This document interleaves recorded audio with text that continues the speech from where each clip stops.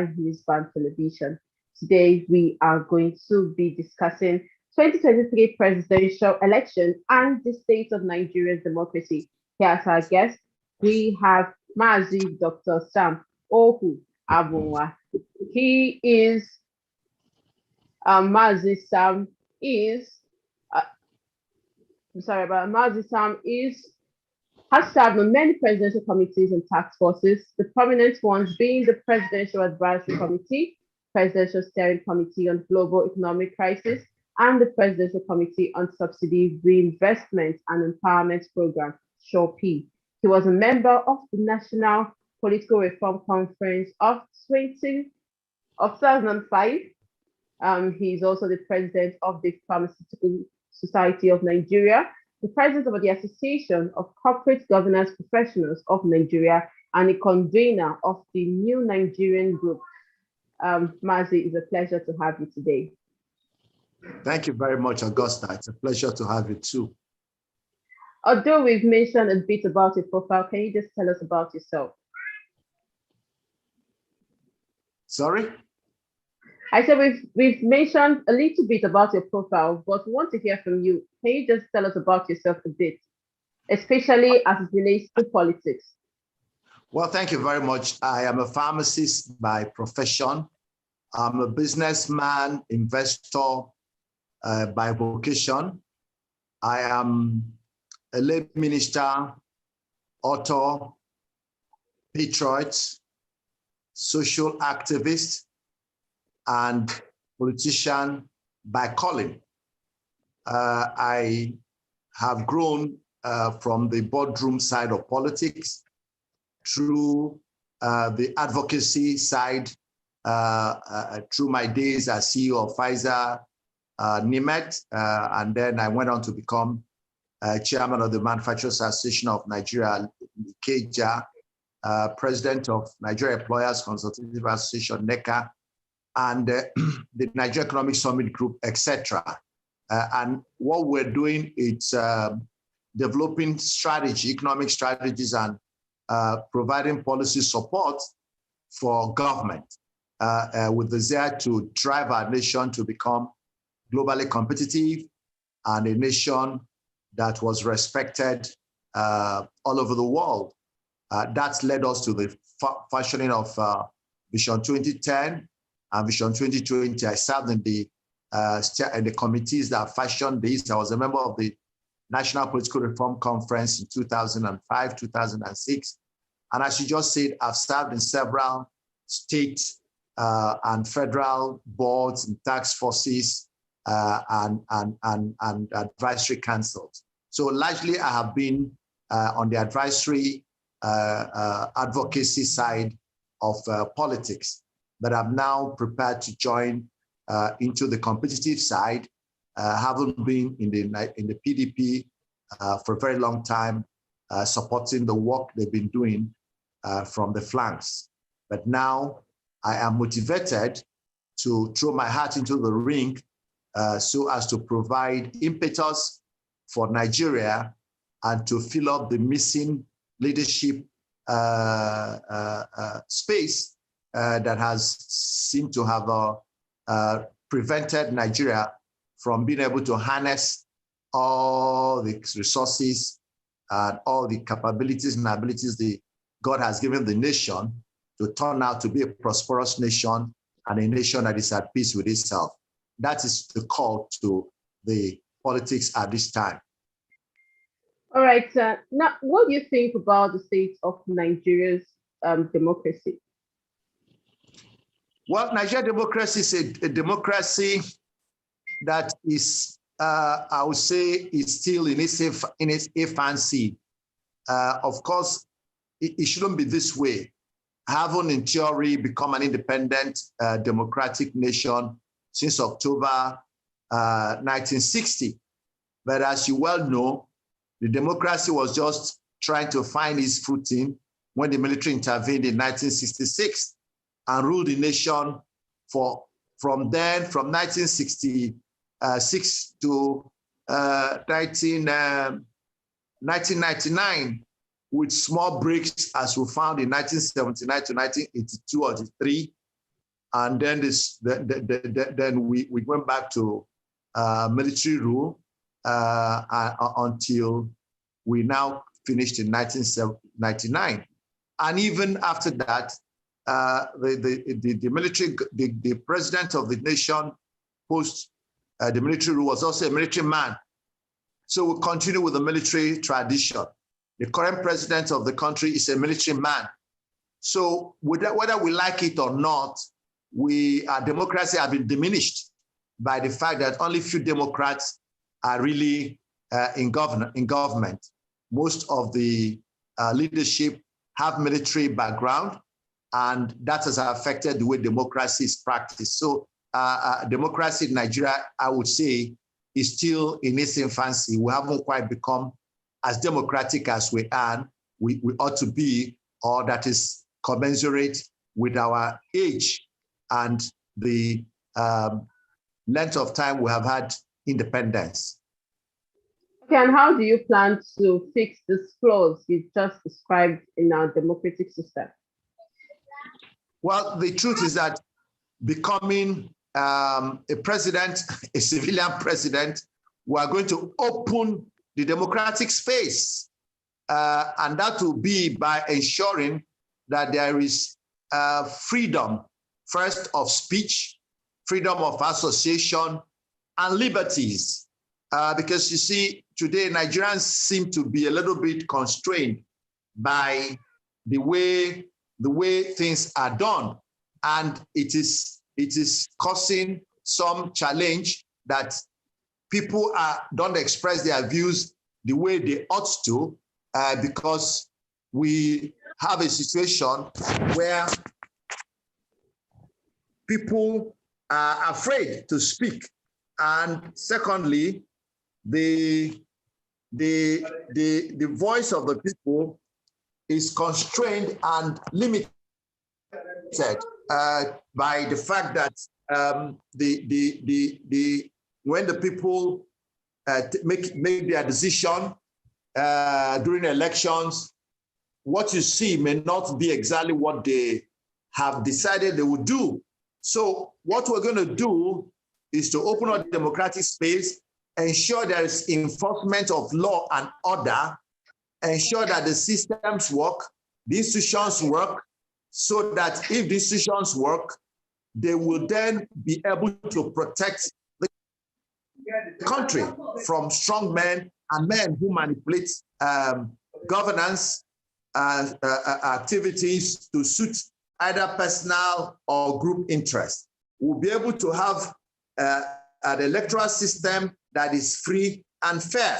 We'll have a press that is open and accountable. We'll have a government that is accountable and a government that will listen to the people and take on board the views of the people. These are the elements of democracy, that what the government does is what the majority of the people want them to do, not what they want to do, or not pandering to the need of one person or two persons or three persons. Thirdly, we need to have one system in our country.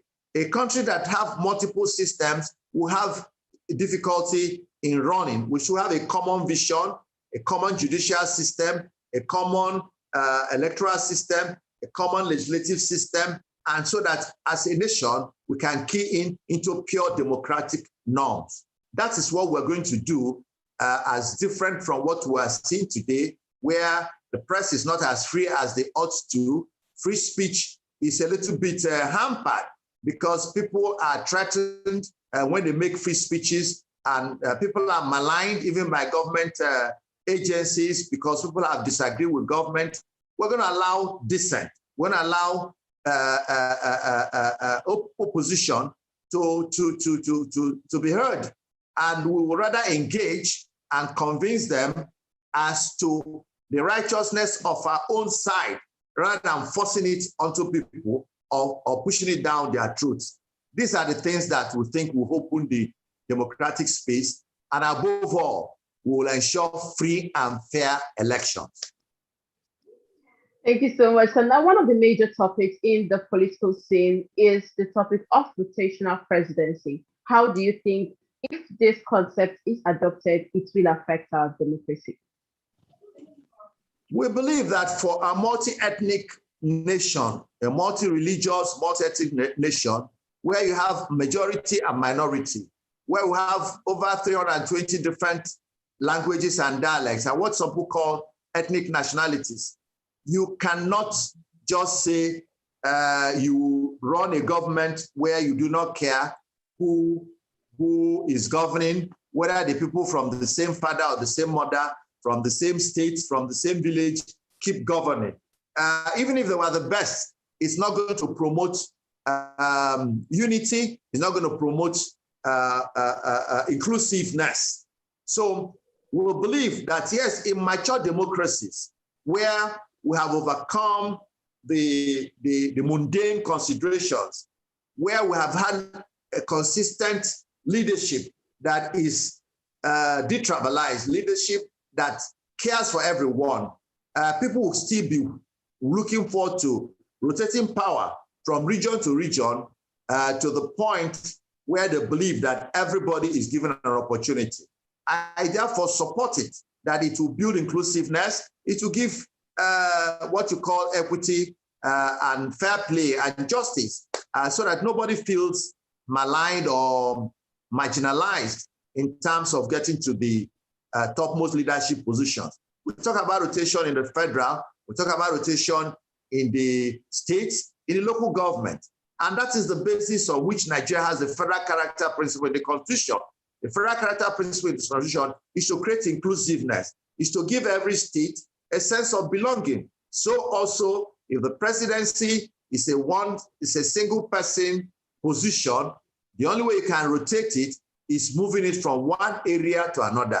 And for Nigeria, we have recognized 6 geopolitical zones, and that's what we seem to have been working with since we came back to the democratic dispensation in 1999. All right, remember that you can join this conversation simply by raising up your digital hand, and we'll try to take as much questions and comments as possible. Now, you mentioned that you have been in the PDP for a long time. Do you plan to run under this platform? Yes, that's our primary objective, is to run under the PDP platform, because we believe that will afford us the greatest opportunity to get to the grassroots and to get to every part of our nation. PDP is a well-established party that was in government for 16 years. Of course, like every human organization, it is not perfect. It was never perfect.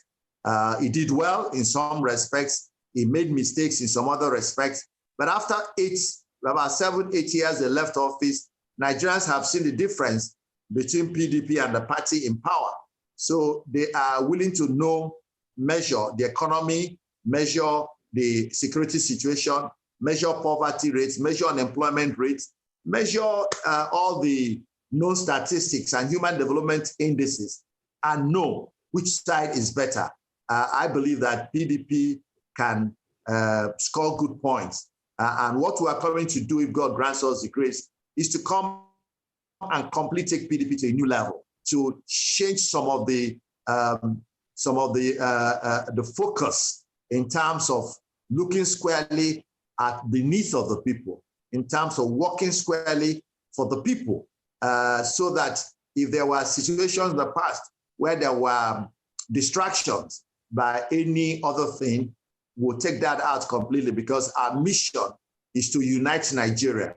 Our mission is to drive away poverty, minimize corruption, provide a nation that is just and equitable, so that we take away injustice and then deal with security squarely. These are the critical things we think that PDP will give us the platform, because these values are similar to the values that PDP also presents. All right, still on your aspirations, is it possible to discuss a little bit about your manifesto to us?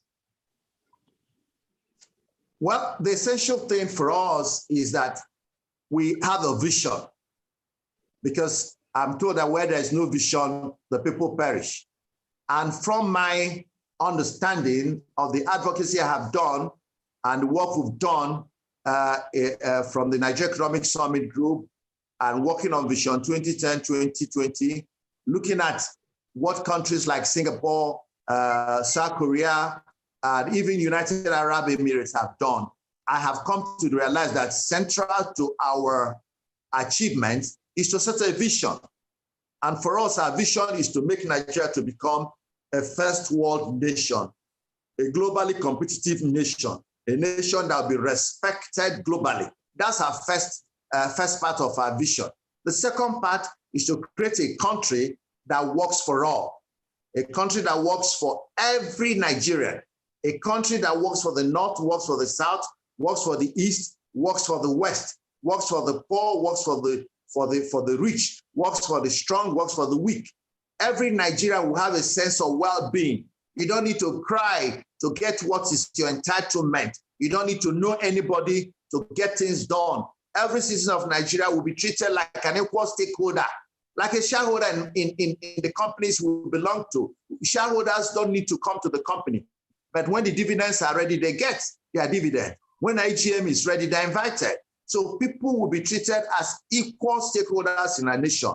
And we can then begin to live together as one. This unity we're speaking about will no longer be it will no longer be slogan. It will be unity that is demonstrated by the actions of the leadership. When you look at the color of our legislature, of our executive functionaries, you look at the mix of the people that we are employed or appoint through the discretionary appointment, you will see a diversity of ethnic nationalities, diversity of sex, diversity of demographics. You see young people, average people, elderly people, you see women, you see men. We will represent Nigeria in the coloration of our cabinet, of our boards, of our agencies. You know, we're going to be sure that that's the first thing we need to do because this country needs healing. The second thing that is principal to us is to deal with poverty. When you talk about dealing with poverty, you're talking about dealing with the economy. Nigeria's economy has been stagnant, if not retrogressing. We've just had 2 recessions back to back. And today, Nigeria is suffering from poor productivity. We have low GDP output, and that has led to low per capita income. That low per capita income, in an inflationary environment, in a devaluing environment, has led to worsening poverty. Nigeria today is regarded as the poverty capital of the world, with about 71% of Nigerians regarded as poor by the World Bank categorization. So we're going to deal with poverty. We're going to deal with joblessness. 53% of our youth are jobless. That is a crisis situation. How will we do this? We start first from education. Our education, we're going to change to become entrepreneurial education, so that everybody coming out of school in the tertiary institutions will come out of school not prepared to go and work, but prepared to go and do their business. That's the first thing. We're going to change it. It's entrepreneurial education. Instead of coming out with a project at your final year, you're coming out with your business plan. When you come out with your business plan, we'll have set up what we call small business administration. Small business administration agency will provide you initial grant to go and do a test market of your business plan, whatever product or service. You do a prototype and try the market. The moment the market accepts it, then we'll lead you to a funding organization, either an investment company or through equity or through debt. There are going to be several investment opportunities, and you can then start your business. Of course, those who want to work can go and work for some other people. So that's the first place we're going to start attacking the economy. Secondly, is to turn Nigeria into an investment haven, because we know that it's investments that drive economy. If investment comes in, you develop local investment or foreign investment, those investments will create businesses or programs and projects. Now, these businesses and programs and projects will create jobs. Jobs will create wealth, and wealth will drive away poverty. So our focus is going to be in investment, attracting investment to Nigeria.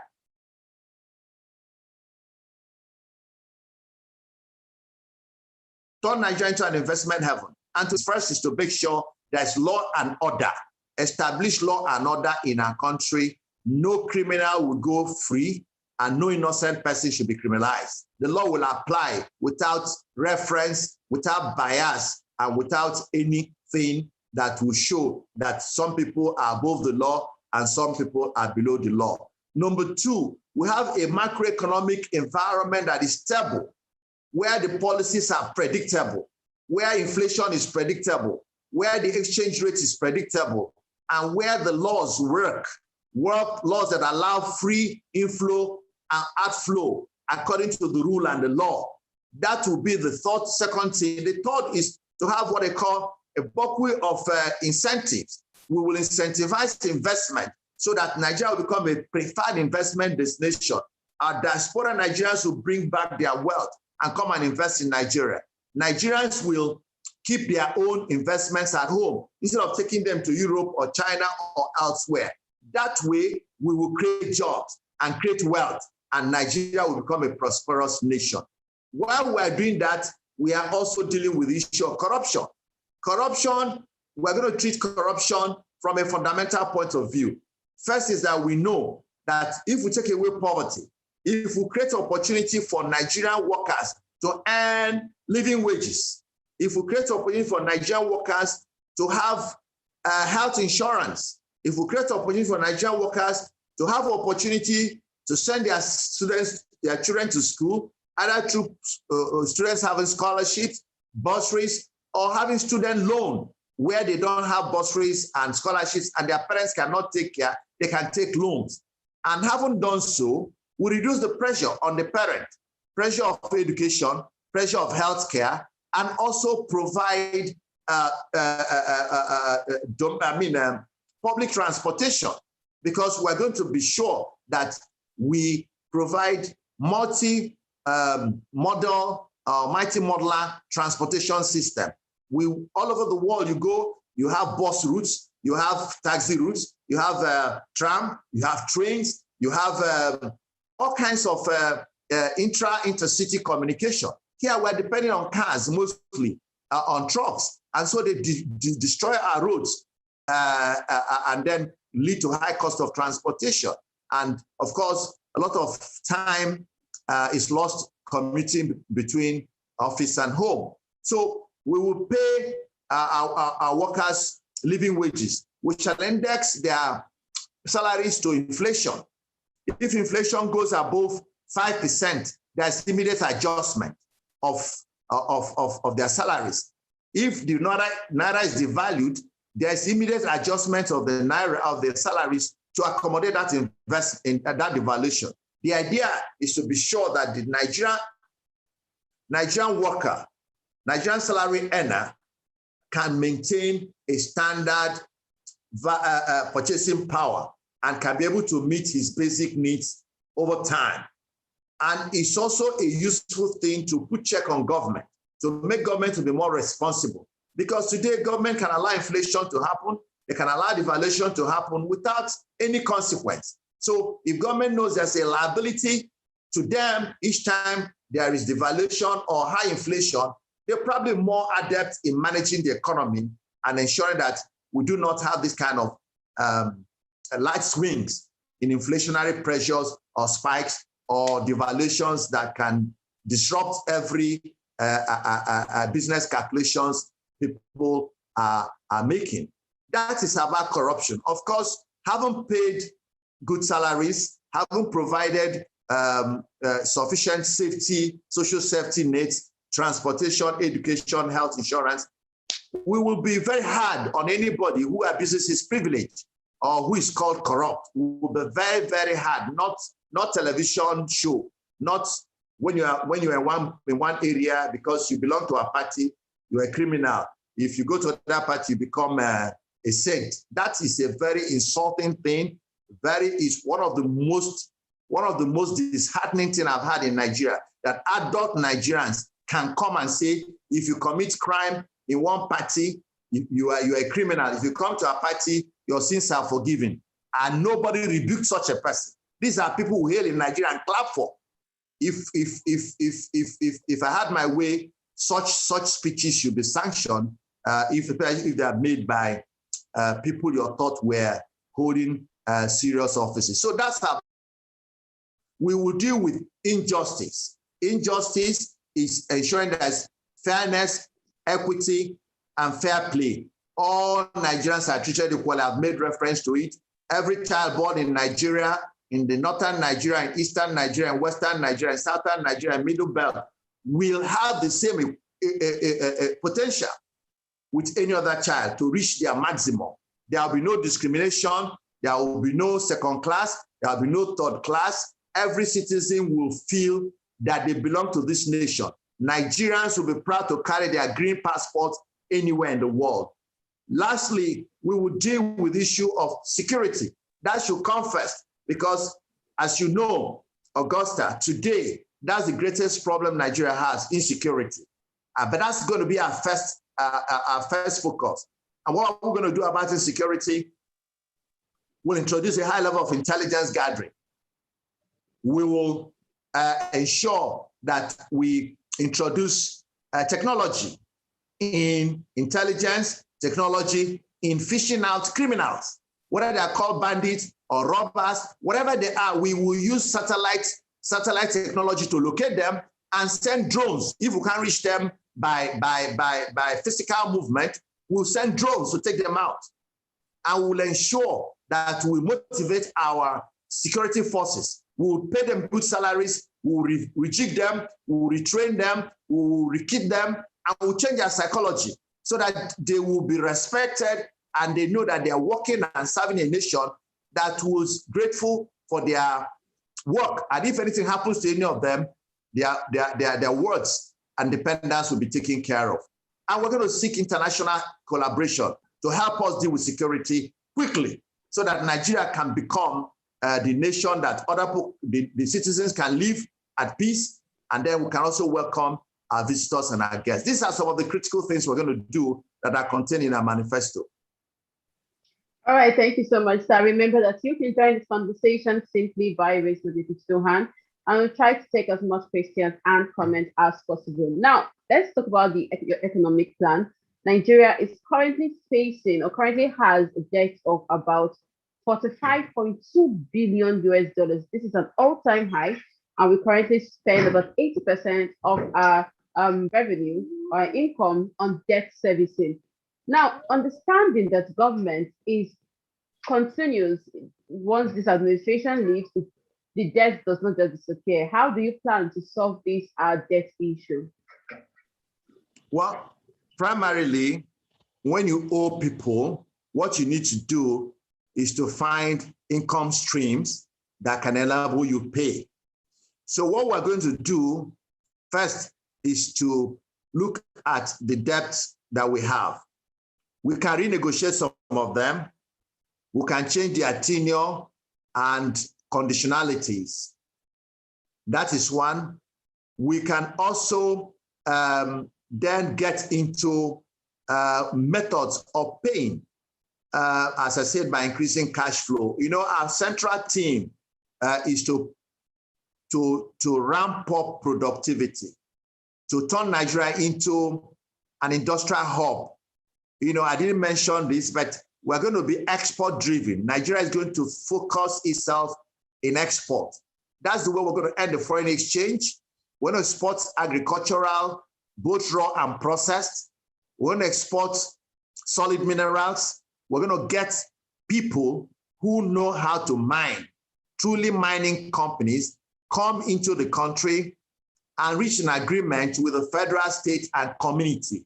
Make the community an investor in an MOU, and then go ahead and mine and process and share the profits between the states, the federal, the local government, and the community. It's as simple as that.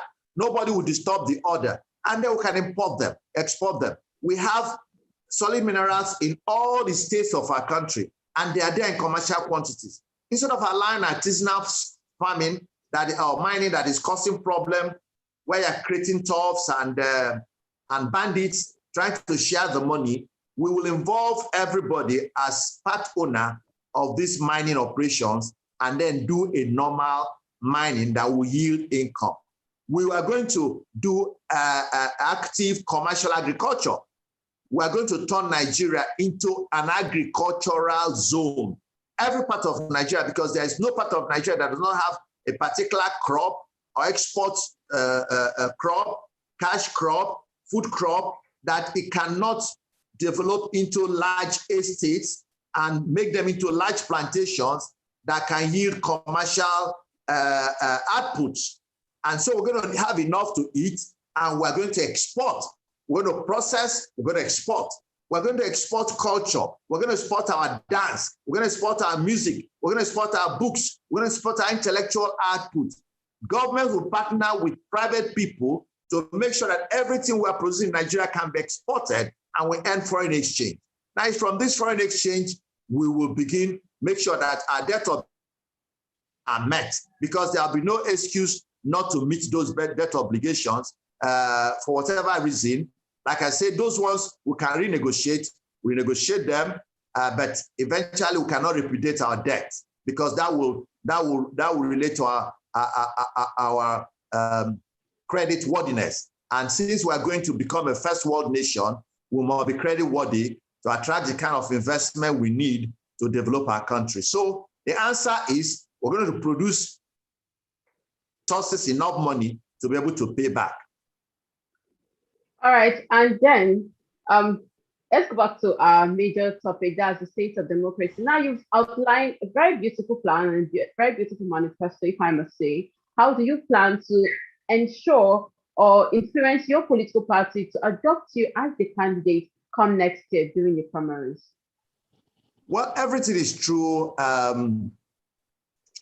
education, enlightenment, and adoption. What we are trying to do right now is to share our vision, share our thoughts, our plans, and programs to our party members, from the top to the lowest. Luckily for us, and hopefully, every member of the party will be instrumental in selecting the candidate. So we believe that people are going to, party members all over the country are listening to us. We're trying to reach them on individual basis, on group basis, presenting our thoughts, our vision, our mission, our values, and our focus. And we believe that as long as we continue to do this, we'll be winning people who see our view, who understand that PDP has a chance to win the next election. But one critical thing that will make them win or lose will depend on who the candidate is. Nigerians are really no longer worried about parties. To be sincere to you, they are worried about individuals. And they are tired of some of these recycled, over-recycled people who have been given some opportunities elsewhere, and they didn't show stellar performances. So, so Nigerians are not impressed that if you were given a political position earlier on, and you cannot say what significant thing you did about with it, then you want to go to the top office. They're not willing to buy that story. Nigerians are asking, all this money you have, where did you make them from?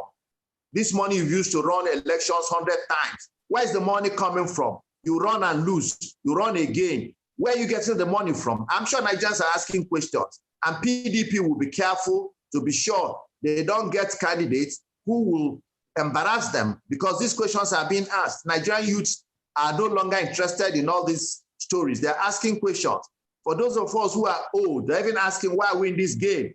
But it's worse if you are elderly and you have a lot of baggages around you, you don't have much chance. Even if you buy your way through parties, in the general election, Nigerians, the answer generation will ask you questions. They're not going to take any story and just go away with it. So I am hoping that my party, with due regards, will look at all of us who are presenting ourselves, look at the man for the moment. That's a man for the moment. Nigeria's situation is wealth creation, is to deal with the economy. Which of us understands the economy? Who have been involved in founding companies, in running businesses, in generating business ideas, in motivating wealth accumulation and wealth creation? who has been able to do this, who has led business organizations, who understand the principles of wealth creation, wealth generation, and wealth distribution. These are issues that we should be asking. These are things I believe that when they look at my pedigree, all that I've been through, especially from the private sector, are yet not a stranger to governmental activities. Having worked in presidential steering committees, presidential advising committees, boards, chairman of boards in state and federal, we understand how government runs. We understand the policy. But of course, you know that leadership is leadership. It's a matter of application. If you understand the principle of leadership, the principle of management, you can apply them on television management, you can apply them on pharmaceutical industry management, political management. Human resource management is what is important. The people we are dealing with in politics are human beings. The people we are dealing with in other aspects of the economy are human beings. So I think that the experience we have heard and the fact that we come with a new, different perspective, what you might call a fresh perspective, that is not limited by the tunnel vision of some of what we've seen in leadership. We are coming with very broad perspective, having exposed internationally and also locally.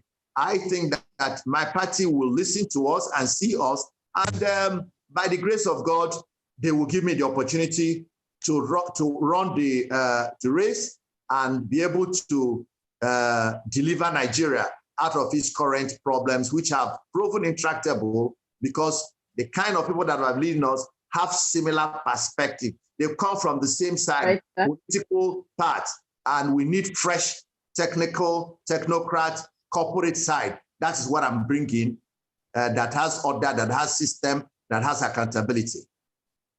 Thank you so much. Now remember that you can join us on this program simply by raising your digital hand. We'll take as much questions and comments as possible, and we are almost out of time. So I see Mr. Daniel Elumba's hand up. Mr. Elumba. Yes, my question is brief.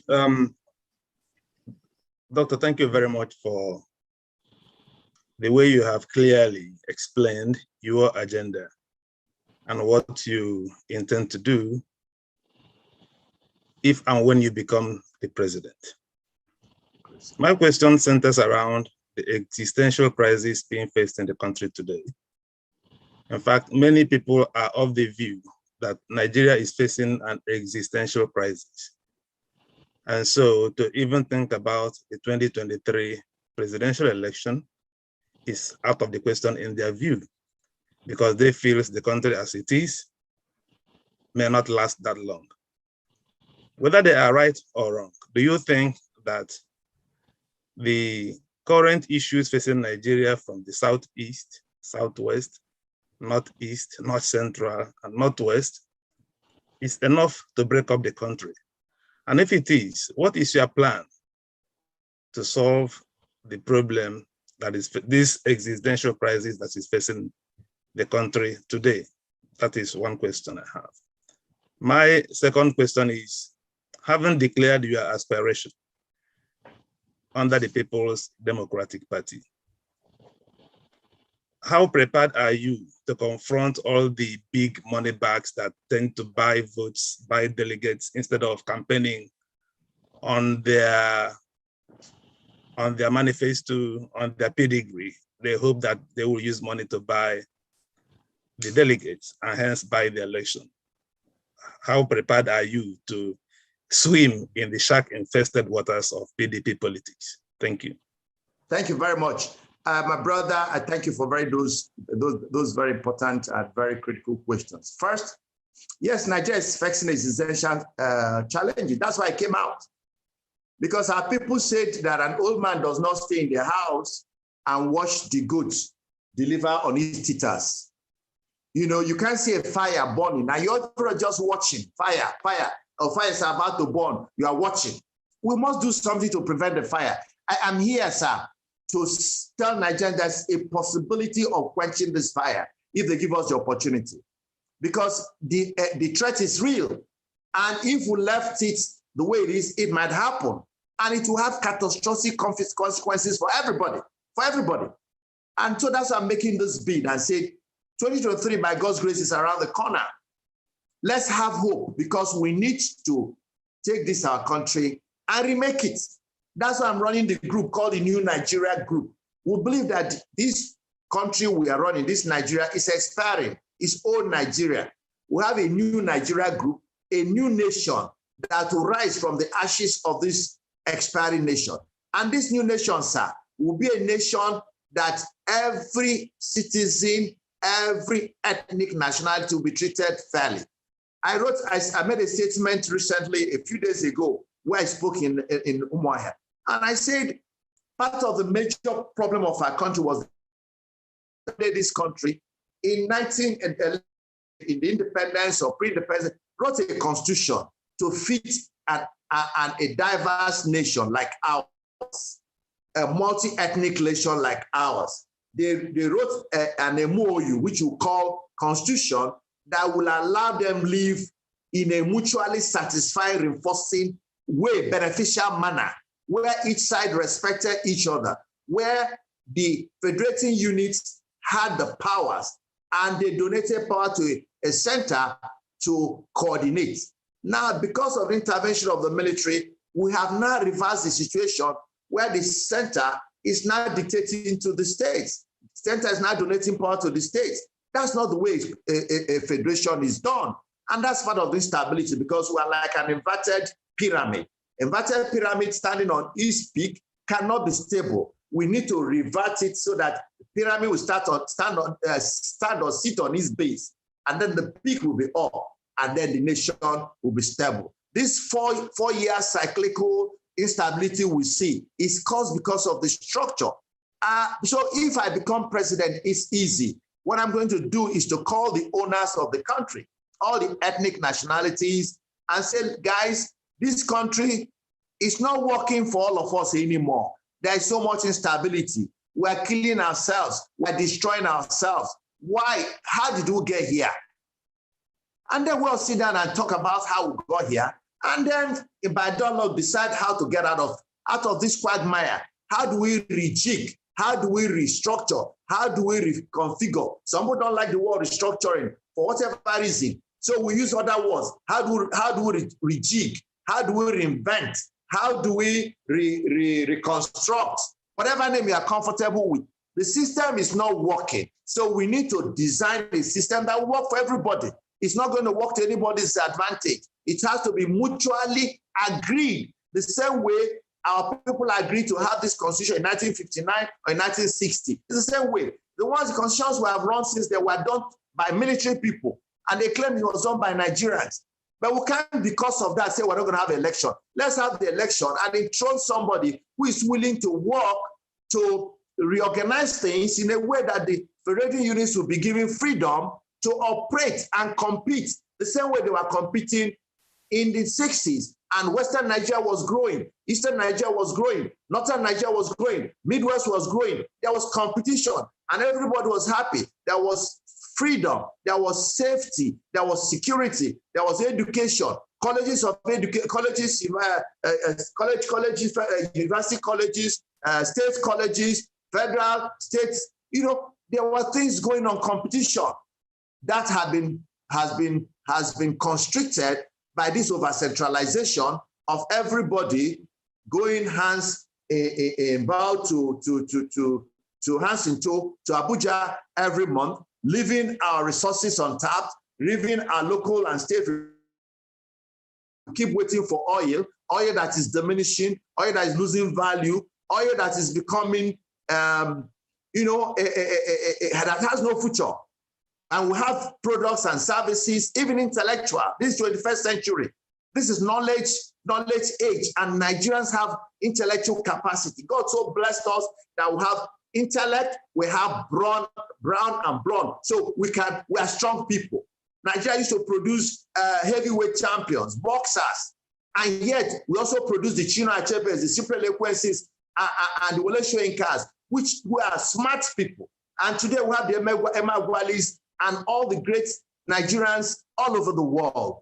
Let us set ourselves free, remove what is keep holding us down so that we can rise and float and prosper. That's what I'm going to do when I become president by the grace of God. The question of PDP, principalities and powers. My take is that Every civilization has the day that civilization falls. Every wickedness has a date it ends. Every medicine has an expiry date. Every fashion also gets when it goes out of fashion. I am believing that money policies of Nigeria is diminishing. We saw something that happened in Anambra State election recently. Some women were giving money. They rejected the money. Could you believe that? In Nigeria, the other time some youths got together for about 3 weeks. They were on the road campaigning, answers. Nobody gave, somebody tried to give them money. They threw the money away. Responsible youths, organizing, dancing, clearing the ground, treating people. I've never seen such an organization among our young people. That shows the potential that Nigeria is changing. We are not seeing that change, but I can see it, I can feel it. And finally, sir, when God says the time has come for something to happen, it will happen, irrespective of anybody. There used to be a Goliath who thought nobody was unassailable. God sent a David, and a David shamed a Goliath. David had never been to war. He doesn't have instruments of warfare, but God had trained him while he was in the bush to deal with the Goliath. This may be what will happen. Okay, I can see the tango hand. Oda, can you hear me? Kindly unmute yourself. I've asked you to unmute. Kindly unmute yourself. Okay, I'm mute already. All right. Good day, everybody. I have a question for Dr. Ohuabunwa. That what magic will he do if he become president with this present constitution? Will he bring down the constitution before being the president or after being the president? Because I know the structure will not allow him. What magic will he do? All he said is right, to weaken the central, because the concentrated power in central is most of the problem Nigeria is having. Everybody knows that. The power is concentrated in central. Federal might, federal might, federal might. So going back to regional or state or whatever they give it, will it be possible for him when he became the president? That's really my question. Thank you. All right, thank you. First and foremost, I'm not recommending going back to regional. I'm not recommending going back to anything. I'm only saying that the people of Nigeria would decide what structure will help them run. I gave an example of what was happening before the constitution was changed. So if the people of Nigeria, the people, real people, not military, not 5 or 10 people sitting down together and saying we the people of Nigeria when they never sat together, let the people of Nigeria sit down and agree. If they want to go back to the regions, fine. If they want to go to the zone, fine. If they want to stay on the states, wonderful. If they want to go to Republican convention or they want to go to parliamentary, or let it be their decision. That's what I'm saying. Secondly, the question of will I change the constitution? I'm not going to change the constitution before I become president. But remember, is this constitution that brought Obasanjo? Is the constitution that brought Yaradua? Is the constitution that brought Jonathan? Is the constitution that brought Buhari? So why would they not bring me? It's the same constitution. So what is the difference between them and I? We're all Nigerians. So as bad as the constitution is, there are amendments that have been made. Right now, the president is about to sign electoral amendments, which are part of constitutional amendments. So some parts of the constitution have been amended. And I believe that this constitution will allow me and any other person God has decided on to emerge. When we now emerge, we will now get Nigerians together and say, we have dealt with this constitution we're complaining about. Can we build a new one? I'm not going to dictate it. It's going to be by agreement of every part of Nigeria sitting down in one place and agreeing. Whatever Nigerians decide, Nigerians of age, they are not small boys. If we say the British did this, Lugard did this, somebody did, we're 61 years old. We are adults. Adults, when they have issues, sit down together and resolve their issues. Nigerians I have traversed this country. I've gone to 36 states. I have friends in my New Nigeria group and in PDP. and all of them want the same thing. There's no Nigerian that wants something different from the other. Yes, there is 1% who are predators, who want everything for themselves, who are the people who do not want the system to change. But majority of Nigerians want change because they have seen that this system has not worked for them. Some of them say somebody from their place has been president, yet it did not benefit them. Somebody from their area has been senator, it did not benefit them. So they are getting to the point where they are no longer looking at those mundane issues. Yes, I know money is still an issue, but for 2023, my belief is that there is going to be change, there will be surprises, and people will then know that when the time for change comes, that change will come. Human beings cannot resist change that is divinely programmed. All right, let us take the last question for today. Otumba, I can see your hand. Otumba, I've asked you to unmute, kindly unmute. And keep it as brief as possible. Yes, thank you very much, Augusta. Two things.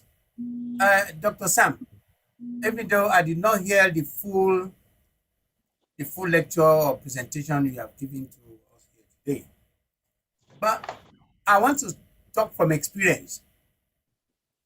The chances of you, if you become the president, the chances of you failing and generating the same situation is about 95%.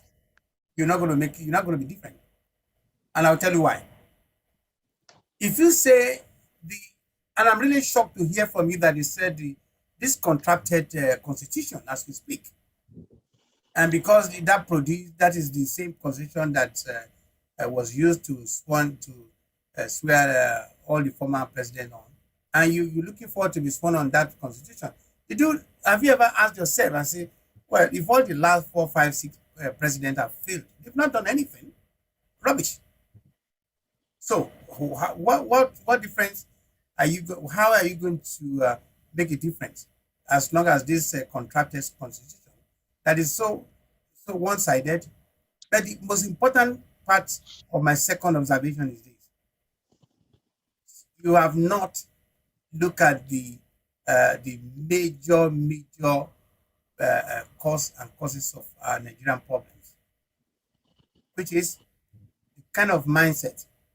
I don't know what provision are you going to make to get most Nigerians to the laboratory to recalibrate, to reset their heads, their mindset. Otherwise, we are going to fail. Because the overwhelming Nigerians are so, their thinking, their mindset are so warped. And as long as you want to be present for, because the way it is, you are only going to be present for few. Thank you. Yeah, thank you. Well, you first took a caveat. I'm sorry, sir, just before I let you answer that, just before I let you answer that, let us take the last question, then you can answer both of them together. Mazi Okoye. Mazi Okoye, I've asked you to unmute. Yeah, thank you, Augusta. Thank you, Dr. Sam. My question is quite simple. I know Nigeria has a lot of internal issue to deal with. However, I'm of the opinion that there's a lot of pressure coming from abroad with regards to how African leaders handle their politics. Are you going to be, what is your foreign policy going to be? Are you going to be that sort of leader that will be, the yes man and taking lots of loans from all these Western states? Or are you going to be a leader that, stands for what Africans want and where we want to take Africa or take Nigeria to? What kind of leader are you going to be? Thank you. Thank you very much. Can I go now, answer? Yes, please, go ahead. Thank you. The guy that spoke earlier on said he didn't hear all I said, so I can excuse some of the comments he's made. What I said is that I am going to write on the Constitution to become president. And the moment I become president, we'll work to change the Constitution to create that Constitution that will work for us. That's what I dwelt time speaking about. So I'm saying, the question was, will this constitution deliver me? I say it's the same constitution that delivered others to become president. Now, if they failed or succeeded, that's another matter. I am not, when I become president, I'm going to work for a rejigging, a restructuring, a revamping, whatever name you use, to change the system. The system is not working. So if we don't change the system, then probably I will not be as successful as I would want to. So I know that the Constitution and the current arrangements are hamstringing the kind of performance we are looking at, the kind of freedom, the kind of setting Nigerian entrepreneurs, Nigerian states, government and non-governmental to flow, to fly, to be able to optimize the opportunities in the environment will not happen with the over-centralization that we have. So that's what I say. So if you understand that, then I'm glad. Issue of mindset, sir. You see, the Nigerian mindset is not, it will be the mindset of any group that has suffered what Nigerian citizens have suffered. Many years of neglect, many years of disappointment, many years of living below their capacity, many years of staying in the third world, when the countries that they started at the same level, like Singapore, South Korea, even Malaysia, and all that, China, they have all moved. Some have become first world industrialized nations. Nigerians are the same place with high level of unemployment, 53%, with 71% of poverty, with the human development indices, the lowest, low quality of life, low life expectancy. How would their mindset change? Mindset will change when you change the things that cause the mindset. You liberate Nigerians, expand education to be entrepreneurial, create opportunity for people to go to school, create opportunity to have quality healthcare, quality education, and let them have opportunities for economic empowerment and economic expression. When they do that, their mindset will change. That's why the same Nigerians live here and they go to the UK, they go to the US, they go to Dubai, and they excel. They become champions and they become experts. That is because the circumstance in Nigeria has emasculated the Nigerian and dehumanized him. So we're going to change that dehumanization and raise the dignity of Nigerian and make him feel like a citizen. Here, Nigerian citizens have no right. They have no power. They are dehumanized. You write to a ministry will not reply you. You make a complaint, nobody will talk to you. You're treated like you have no value. How would your mindset be different? So we're going to remove those things that are making Nigerian mindset to be the way they are so that they can be the real mindset that they ought to be. Issue of policy. Sir, I said our dream is to make Nigeria a first world. What does that mean? It means we're going to be competitive. We're going to compete with the rest of the world. We're going to beat them in their game. So we're not a country that is going to be subservient. We're going to be a country that is going to be begging for aid, begging for help, begging for vaccine, begging for PCR test equipment. We are begging for everything. I'm ashamed sometimes for Nigeria because it looks like our leaders never get ashamed. I do get. When Nigeria wanted to import COVID organics from Madagascar, I was alarmed. As president of the Pharmaceutical Society of Nigeria, I raised my voice. I say it cannot happen. We have such similar things in Nigeria, but our governments have not given support to research institutes. Are we going to a small country to Madagascar to go and import organic COVID organics? And though Nigeria elected it, we didn't use it. So we're not going to be that subservient. We're going to be an independent nation, a nation that can stand on, but to be globally respected.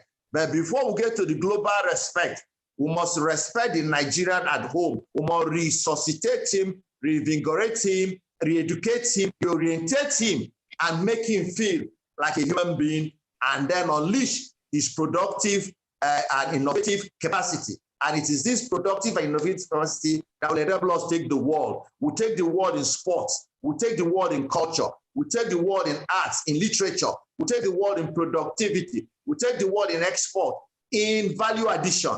When we do all this, gentlemen, the world will respect us. Nobody respects you because you say they should respect you. They respect you by your input, your impact, and your relevance. Nigeria will become a relevant nation. We'll become a nation we have dreamt of, the leader of Africa, the pride of the Black man.